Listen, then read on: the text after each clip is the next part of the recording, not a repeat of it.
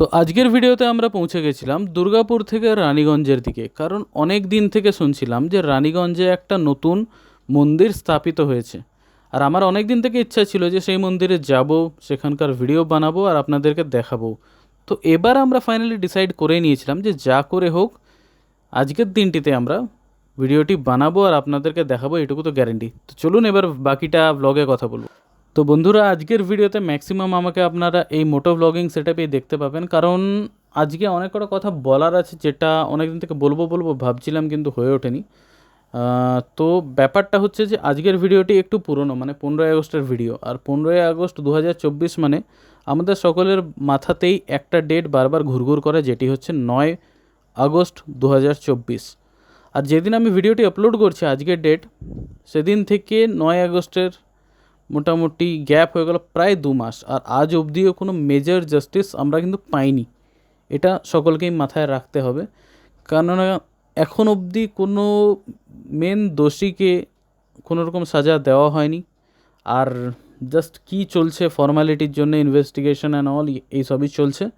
Ultimate যে একজনের প্রাণ গেছে সেটা নিয়ে কিছুই হেরফের দেখতে পাওয়া যাচ্ছে না।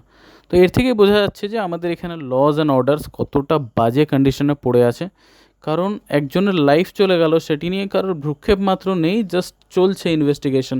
আর আমার তো মনে হয় পার্সোনালি যে এখানে যে বড় বড় মানে দুষ্কর্মগুলো হয়েছে সেগুলির অ্যাগেনস্টে ইনিশিয়ালি অ্যাকশন নেওয়া উচিত, মানে একদম র্যাপিড স্পিডে, যে সাথে সাথেই এসবের ইনভেস্টিগেশন করো, পানিশমেন্ট দাও, খেলা শেষ। কিন্তু আমাদের এখানে কোনো রকম কোনো কিছুই নেই, মানে যেমন চলছে চলেই যাচ্ছে। সাধারণ মানুষ বলছে উই ওয়ান্ট জাস্টিস, উপর মহল্লা বলছে দেখা যাবে জাস্টিসের। আর দেখানোর জন্য কিছু একটা বাইরে বাইরে ইনভেস্টিগেশন চালিয়ে বসে আছে। এবার এর বেশি আমি ডিটেলে বেশি কিছু বলতে চাই না, কারণ প্রিভিয়াস কিছু ভিডিওসের জন্য না, মানে আমার মেন চ্যানেলে হালকা ফুলকা প্রবলেমস এসেছিলো। মানে আমার ইনস্টাগ্রাম আইডি যেটা, সেটাকে শ্যাডো ব্যান করা হয়, আমার ফেসবুক আইডিকে কিছু করা হয়, যেটার জন্যে আমি কোনোভাবে পোস্ট করতে পারছিলাম না, কিছু কমেন্ট করতে পারছিলাম না। তো আর এইসবের জন্যই আমি আজকে একটু ডাইরেক্টলি কথা না বলে ইনডাইরেক্টলি বলবো, বাট টু দি পয়েন্ট কিছু বলার তো চেষ্টা করবো, এটুকু গ্যারেন্টি। আর যেটা মেন কথা, আমি একটাই বলবো যে এত বড় দুর্ঘটনা ঘটে যাওয়ার পরও এখানে কিন্তু কোনো রকম জাস্টিসের কোনো ব্যবস্থা হয়নি। আর এত মাস হতে গেল প্রায়। আসলে ব্যাপারটা জানেন তো, আমাদের এখানে যদি আপনার কাছে অঢেল টাকা আছে, আপনি কোনো পলিটিক্যাল পার্টির ফান্ডে টাকা দিতে পারেন, তাহলে আপনি হয়তো যে কোনো ক্রাইমই করুন না কেন সেটা থেকে একদম আপনার মাফি হয়ে যাবে, এটুকু গ্যারেন্টি। কারণ সেটাই আমরা দেখতে পাচ্ছি যে কিছু কিছু লোকজন আছেন যেনারা সেই জায়গার সাথে কানেকশনে আছেন, যার জন্যে তাদের ছেলেদের বা তাদের গ্রুপের মেম্বারদের এখনও অবধি ধরা হয়নি বা কাউকে মেজর কোনো পানিশমেন্ট দেওয়া হয়নি। আর এই ঘটনাটি যে ঘটেছে আরজিকর, এর পরপর যদি আমরা নোটিস করি অল ওভার ইন্ডিয়াতে এত বেশি এই ঘটনাগুলি ঘটে চলেছে যে ভেবেও একবারের জন্য আমাদের গায়ে কাঁটা দিয়ে উঠছে যে কী চলছে এই দেশে আর কেনই বা চলছে। এগুলোর পিছনে কি আদৌ কোনো বড় হাত আছে, না খুব চিপ মেন্টালিটির কিছু একটা অপারেট করছে, না কেউ কোনো গ্রুপ আছে যেটা মানুষের ব্রেন ওয়াশ করছে, একদম বোঝা মুশকিল।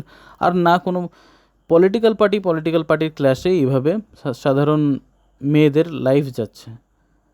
খুবই বোঝা মুশকিল যে কী দিনকাল এসছে বা কী হচ্ছে, কিন্তু খুবই ডেঞ্জারাস পরিস্থিতি। আর এটা থেকে বেরোনোর আমাদের কাছে কোনো রুল নেই, কোনো ল নেই, কিছু নেই। মানে বুঝতেই পারছেন যে কী চলছে ব্যাপারটা টোটালে।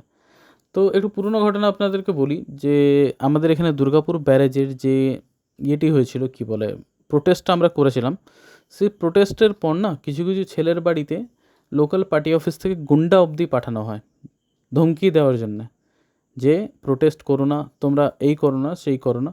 এবার বুঝতে পারছেন এখানে একটা রেপিস্ট, একটা মার্ডারার ফ্রিডমে ঘুরতে পারে, কিন্তু আপনি সেই সমস্ত জিনিসগুলির আগেনস্টে কথা বললে আপনার বাড়িতে গুন্ডা উঠে চলে আসছে। মানে কোথায় বসবাস করছি আমরা, এটা ভেবেই খারাপ লাগে। আর কেনই বা এরকম হচ্ছে, কি চলছে, আমি কোনোভাবেই বুঝতে কিছুই পারছি না। কখনো কখনো মনে হয় যে চল, মানে কেউ করলে কী বা করে নেবে, আমি দেখে নেবো লিগালি, নিজের যতটা ক্ষমতা রাখি, যতটা পাওয়ার রাখি। বাট লজ অ্যান্ড অর্ডার্সেরই এতটা ইয়ার্কি উড়ে রয়েছে যে আলাদা করে এখানে কিছু বলারই নেই। কিন্তু একটাই কথা বলতে চাইবো যে আমরা যারা প্রোটেস্টে প্রথম দিন থেকে আছি, জাস্টিস হওয়ার আগে অবধি এইভাবেই থাকবো, যাই হয়ে যাক না কেন। আর ফেস্টিভ্যালস আসবে, ফেস্টিভ্যালস আমরা সকলে এনজয় করব, ঘুরবো ফিরবো, কিন্তু মেন যেটা এম আছে সেটা যেন কারো মাথা থেকে বেরিয়ে না যায়। ব্যাস এইটুকুই সবার কাছে আমি রিকোয়েস্ট করতে চাই। তো যাই হোক, বাকি কথাগুলি এরপর আমি আপনাদেরকে পরেই বলবো। আর এখন আমরা আপাতত যাচ্ছি রানীগঞ্জের ভিতর দিয়ে। এখান থেকে সামান্য কিছুটা রাস্তা কভার করার পরই সেই মন্দিরটি চলে আসবে। আর এই মন্দিরটির নাম হলো শ্রী শ্যাম মন্দির। আর বেশি নয়, খুব বেশি পুরনো দিনের এটা নয়, মন্দিরটা নতুন নতুনই স্থাপিত হয়েছে। আর সত্যি কথা বলতে অনেক দিন থেকে ইচ্ছা ছিল যে মন্দিরটায় ঘুরতে যাব করে, কিন্তু কোনোভাবেই হয়ে উঠছিল, মানে টাইম মেনটেন করতে পারছিলাম না, বা কোনো কারণে যেদিন আমরা ডিসাইড করলাম এখানে যাব তো আমাকে বাইরে যেতে হলো কিছু কাজের জন্য। এই সমস্ত জন্য জাস্ট এইটুকু, মানে আমার বাড়ি থেকে সামান্য কিছু কিলোমিটার দূরের এই রাস্তা আমি আসতে পারছিলাম না। তো চলুন, কথা বলতে বলতে চলে এসেছি মন্দিরের সামনেই। এবার এখানেই বাইক পার্ক করতে হবে আমাকে। তো বাইক পার্ক করে নিয়ে আস্তে আস্তে আর আপনাদেরকে সিনেম্যাটিক্সে মন্দিরের দর্শন করাই, চলুন।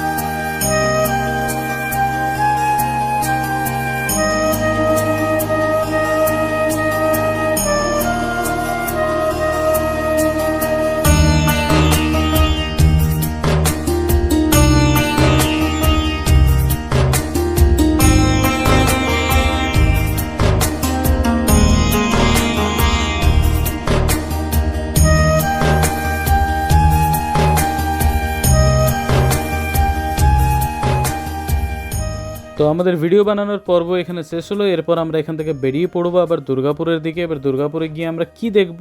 অনেক জায়গাতে পতাকা উত্তোলন হয়েছে।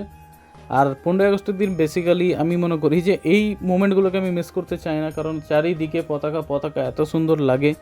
অ্যান্ড এই ঘটনাটির পর মানে বলতে খারাপ লাগছে, কিন্তু এই 15ই আগস্টটা আমাদের লাইফের সবথেকে স্যাডেস্ট 15ই আগস্ট ছিল। মানে এর আগে কখনো এরকম হয়নি। আর কি বলবো, মানে আজকের দিনটার জন্য না আমি আলাদা করে প্রিপেয়ার্ড ছিলাম যে এই 15ই আগস্ট এই প্ল্যান করব সেই প্ল্যান করব, কিন্তু হয়ে ওঠেনি। এই বাঁদিকে দেখতে পাচ্ছেন শিবশক্তি ধাম।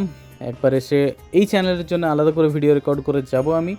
এবার দেখা যাক কবে টাইম করতে পারি, কিন্তু খুব তাড়াতাড়ি ইচ্ছা আছে যে খুব তাড়াতাড়ি এসে এখানে ভিডিওটা বানাবো। আর দেখুন আজকের আকাশটাও কত সুন্দর লাগছে না, মানে এত সুন্দর লাগছে কি বলবো। এখানে গাড়ি চালিয়েও মজা আসছে। আর বাঁ দিকে দেখুন ভাই, ক্রিয়েটিভ আইডিয়া কত লোকের, পতাকা কীভাবে উত্তোলন করেছে, খুবই সুন্দর। আর এখানে একটি বড় পতাকা আমরা দেখতে পাচ্ছি। আর ওই দেখুন দূরে যেটা দেখতে পাচ্ছেন সেটা আমাদের এলাকার সবথেকে বড় পতাকা। আর এইটা দেখার জন্যই ভাই আমি দিন রাত এই রাস্তার সামনে বসে থাকি, কারণ সারা বছর এখানে আপনি পতাকা এইভাবেই দেখতে পাবেন।